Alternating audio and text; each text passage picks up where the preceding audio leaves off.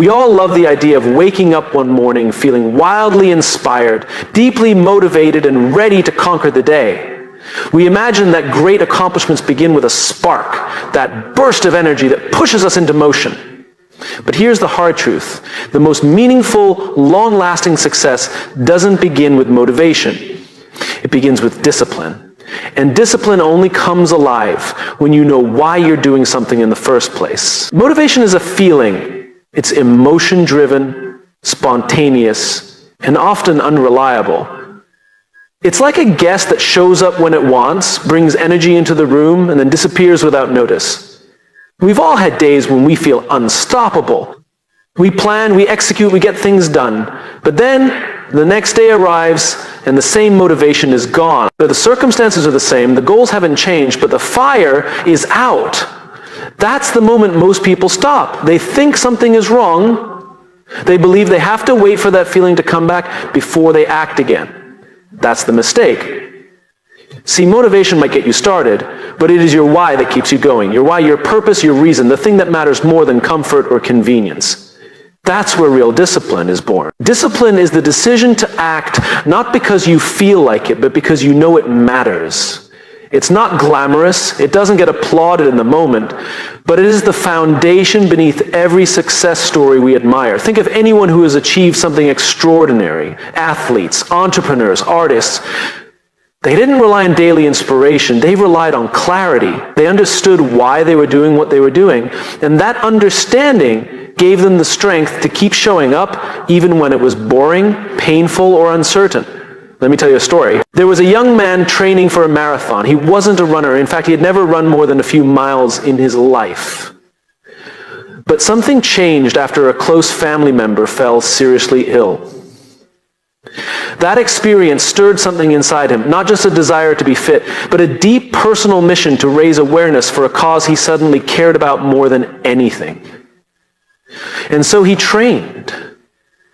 Every morning at 5 a.m. while it was still dark, he laced up his shoes and hit the pavement. It didn't matter if it was raining, or if he had slept poorly, or if his muscles were sore. He ran. People would ask him, how do you stay motivated? And he would answer, I don't. I just remember why I started. That's the shift. When your actions are tied to a clear purpose, you no longer need to chase motivation. You don't have to force yourself out of bed with tricks or rewards. You just go. You go because it matters. Discipline without purpose is fragile. It's mechanical. You can stick to a schedule for a few weeks, maybe a month, but the first time things get difficult, you'll quit. Unless your efforts are anchored in something deeper.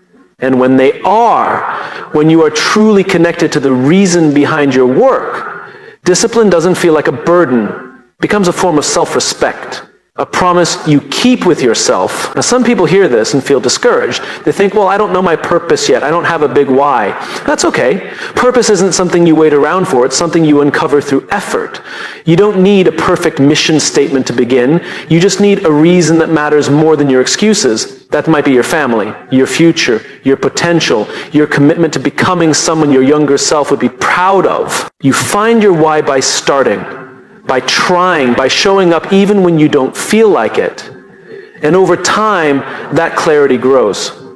I once worked with a leader who said something I never forgot. He said, the moment I stopped asking what I wanted and started asking who I wanted to be, everything changed. That's what your why gives you, a vision of who you are becoming. And when that vision is clear, you don't need to be motivated to act. You just need to remember that every hard moment is shaping the person you've decided to become. Here's the thing. The world is filled with talented, intelligent, capable people who never live up to their potential. Not because they lack resources, not because they lack support, but because they wait for the right moment to act. They wait for inspiration to strike. They wait until they feel ready, and they never do. But the ones who force themselves to work hard, the ones who lead with purpose and act with discipline, they build a different kind of life. Not perfect, not always easy, but deeply meaningful. And over time, everything around them starts to align. Opportunities open, confidence grows, progress multiplies, Not because they waited for things to fall into place, but because they built the discipline to keep showing up until they did. If you want to change your life, don't focus on motivation. Don't chase energy, chase clarity. Ask yourself why your work matters. What is at stake if you don't follow through? Who are you letting down when you give in to comfort?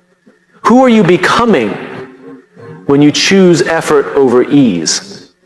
Start there. Let that question guide you, and then act. Not because it feels good, not because you feel like it, but because the person you want to become is worth it.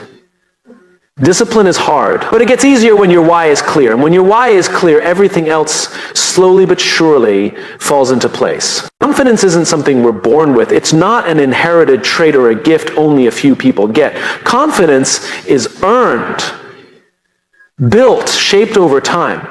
And it's built the same way anything valuable is built, through consistency.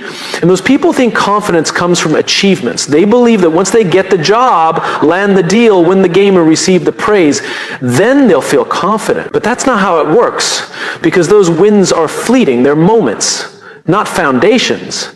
And if your confidence is built only on moments, then it will disappear just as quickly as it came. True confidence doesn't come from results. It comes from showing up over and over again, especially when it's hard, especially when there are no results yet. Think about the first time you tried anything new. Maybe it was giving a presentation, learning an instrument, starting a workout routine, or building a business. You probably didn't feel confident. You probably felt awkward, unsure, maybe even embarrassed. That's normal. That's what starting looks like. But every time you showed up, you grew. Not because you were great, but because you were consistent. Consistency is what tells your brain, I can trust myself. That's where real confidence begins. In the quiet decision to keep your promises to yourself. When you say you're going to do something and then you actually do it, something powerful happens. You don't just move forward in your goals, you start believing in yourself. And belief is where confidence is born. I once met a young man who was trying to become a public speaker, but he was terrified of speaking. His hands would shake, his voice would tremble, he would second guess every sentence before he even spoke it. But he had a mission. He wanted to help young people overcome anxiety, something he had struggled with most of his life. So, he started small. Every week, he filmed a short video sharing one idea.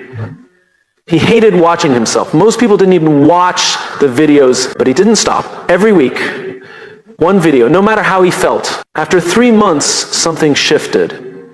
He didn't just sound better, he felt better. His voice was stronger. His words were more clear. He still got nervous, but he stopped doubting himself. And when he finally stood on a real stage to speak in front of a crowd, he wasn't relying on hype or tricks. He was relying on something much stronger. A track record with himself. He had done the work. Over and over again, that's where his confidence came from. We live in a world obsessed with outcomes. We glorify the results, the trophy, the recognition, the applause, but we forget the reps. The daily choices, the grind that no one sees. Confidence isn't built in the spotlight, it's built in the shadows. When no one's watching and you decide to show up anyway. Consistency is not about perfection. It's not about doing everything right, it's about staying in the game. Even when you fall, even when you fail, especially when you don't feel like it.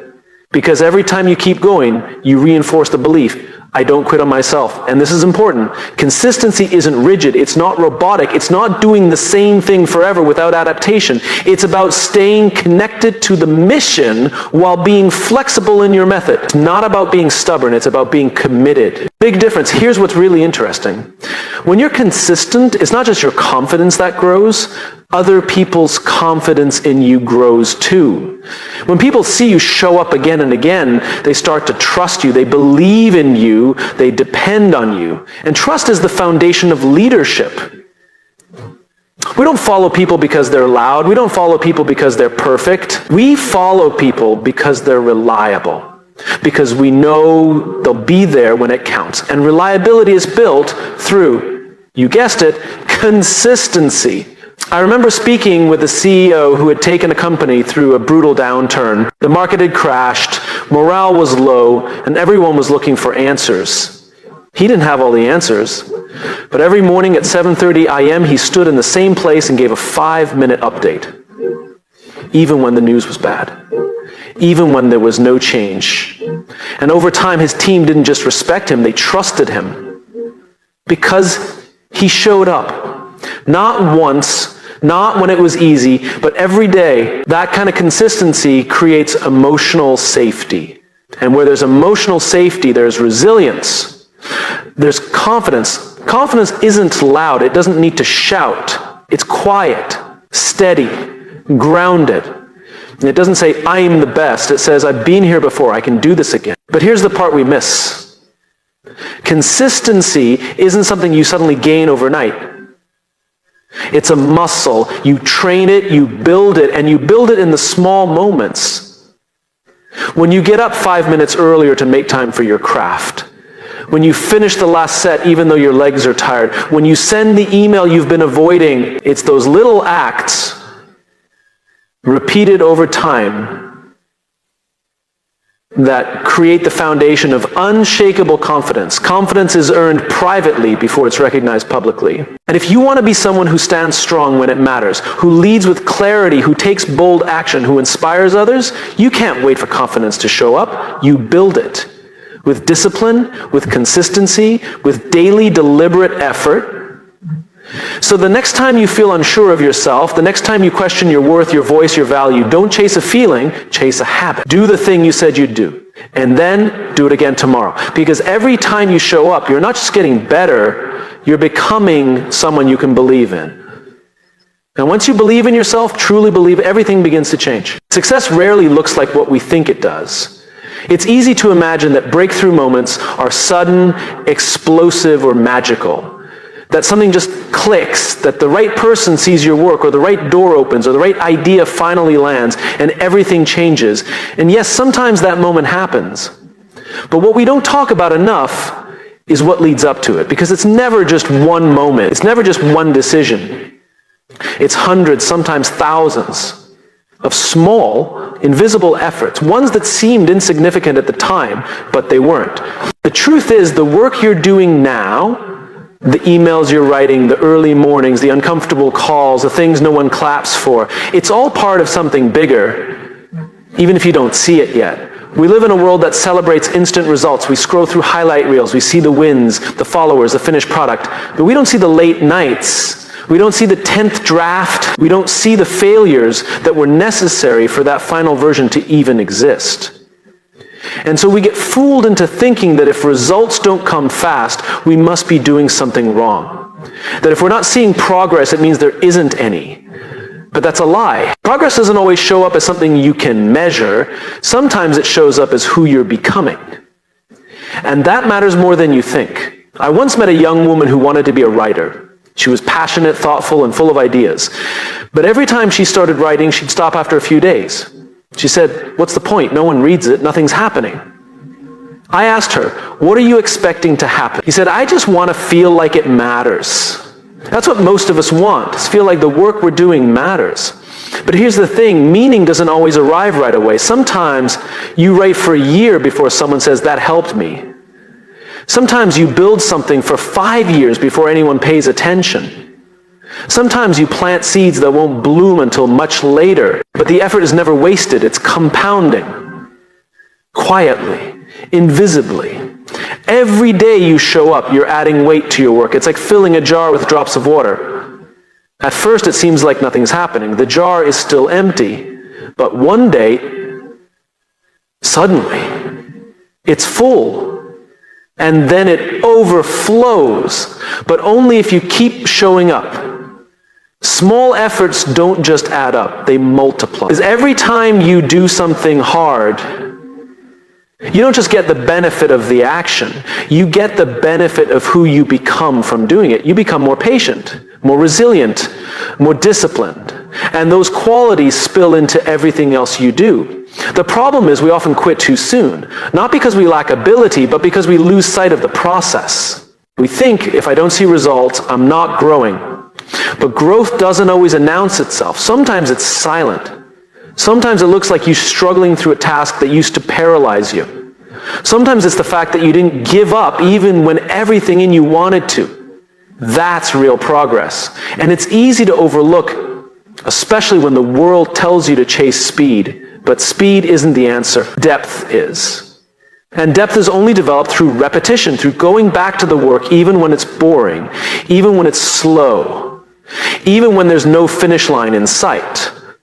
I remember hearing the story of a man who spent 27 years in a small studio painting every day. No one knew his name, no one bought his work, but he kept painting, not for fame, not for praise, but because he believed in the process.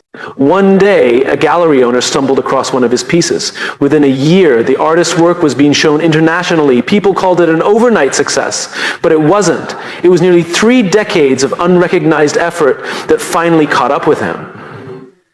The world just saw the result, not the repetition that made it possible. That's the power of compounding effort. It may be quiet for a long time, but it's never meaningless. There's something else that happens when you commit to small, consistent effort. You separate yourself. Because most people give up. Most people get tired. Most people want the shortcut. They want the viral moment. They want the hack. But you, if you're willing to keep going, if you're willing to do the work that others won't, you build something they can't. That's what shows up in the room long before the breakthrough does. People trust it, they feel it, they're drawn to it because it's rare. You don't need to be extraordinary to create something extraordinary. You just need to be consistent, committed, patient. You need to believe that today's small effort matters, even when it feels invisible. The moments that change your life won't always feel like it when they're happening. Sometimes they feel like writing one more paragraph, practicing one more hour, making one more call, saying yes one more time. But each of those efforts, those drops in the jar, are building towards something you can't yet see, something real. So if you're tired, keep going. If you're doubting, keep showing up. If you're wondering whether the work matters, trust that it does. Because one day you'll look back and realize the breakthrough didn't come from a single moment of genius. It came from all the times you refused to quit, from all the small efforts that didn't feel like much at the time, but were everything. That's when it all starts to fall into place. We spend a lot of time trying to figure things out before we begin. We want the perfect plan, the full blueprint, the guaranteed outcome. And until we get that, we hesitate, we analyze, we second guess, we wait. But clarity doesn't come from thinking, it comes from doing, it comes from taking action, not after everything makes sense, but often before it does. There's this idea that you have to know before you start. Know your exact purpose, know the right strategy, know where the road leads. But that's not how life actually works. In fact, most people who do meaningful work didn't begin with certainty. They began with curiosity. They began with a feeling that there was something worth exploring, worth trying. And it was only by stepping into the unknown that they figured out what they were really here to do. It's a bit like walking through fog. From a distance, you can't see anything, just a wall of gray. But as you take one step and then another, more of the path becomes visible. That's what action does. It doesn't give you all the answers, but it gives you enough to take the next step, and then the next. There's something powerful about momentum. It has a way of revealing what standing still can't. You write the first page, and suddenly the next page becomes possible. You make the first call, and the next one doesn't feel so intimidating. You try something new, and you learn something, even if it's what not to do. But that learning only happens when you move. We often fear making the wrong choice, so we make no choice at all. But indecision is not safety. It's just a slow form of self-doubt. It convinces us that we're being careful when really we're avoiding discomfort. And discomfort is a necessary part of clarity. You have to be willing to get it wrong, to try something that doesn't work, to fail. Because in doing so, you gain something far more valuable than a perfect track record. You gain insight. I once spoke to a woman who left a high-paying corporate job to start her own business. She didn't have a business background. She didn't have investors or a 5-year plan. What she had was a feeling. a belief that the work she was doing wasn't aligned with the person she wanted to be. So she left. Not recklessly, thoughtfully. She gave herself 6 months to experiment, to explore, to try. She started small, a side project, then a few clients. She adjusted, shifted, stumbled, but slowly something began to emerge. A direction, a voice, a calling. She said, I didn't know this was what I was meant to do until I started doing it. The clarity didn't come first. The action did. And that's what people don't always understand. You don't need all the answers to start. You just need to be brave enough to begin. Because action isn't just a strategy, it's a teacher. Every step you take gives you information. Every attempt, even the ones that fail, brings you closer to understanding what works and what doesn't. And that understanding, that's what creates clarity. You can read every book, watch every tutorial, listen to every podcast, and still be stuck. Because information isn't transformation, it's execution that changes you. It's movement that sharpens your vision. When you step into the work, when you show up even when it's uncertain, you gain something you can't get from planning: perspective. That perspective is what guides you. It helps you make better choices. It helps you course correct. It helps you know when to keep going and when to pivot. But again, it doesn't come first. It comes through action. Some of the most successful people I've met didn't start by saying, this is what I'm going to do for the rest of my life. They started with something small, a project, a conversation, a need they noticed. They didn't wait for the entire path to reveal itself. They just followed what felt meaningful. And as they did, more clarity came. That clarity gave them confidence, and that confidence allowed them to lead. Leadership isn't about always knowing. It's about being willing to move even when you don't. It's about setting things in motion and trusting that in the process, direction will emerge. I once worked with a team that was launching a product no one had built before. There were doubts, questions, debates. The temptation was to delay, to wait until every unknown had been resolved. But their leader made a different choice. He said, let's build a small version and get feedback.